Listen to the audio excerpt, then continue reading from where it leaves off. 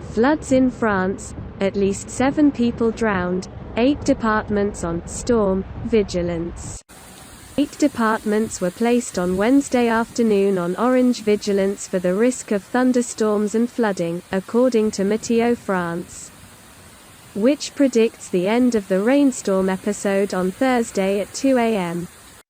It mainly concerns the Rhône-Alpes-Auvergne region with a start of monitoring, at 4 p.m., for Rhône, Savoie and Haute-Savoie and continued monitoring for Ardèche, Drôme, Isère, France, Hérault and the Gard.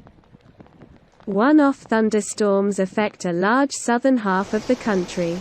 They are more numerous and more marked from the Massif Central to the Rhône Valley, sometimes with hail. The accumulations of rain do not exceed 15 to 30 mm for the moment, indicates in its latest Météo-France bulletin, qualifying this rainy-stormy episode of late summer as non-exceptional for the season. The organization nevertheless emphasizes the possibility of significant accumulations of rain in a short time.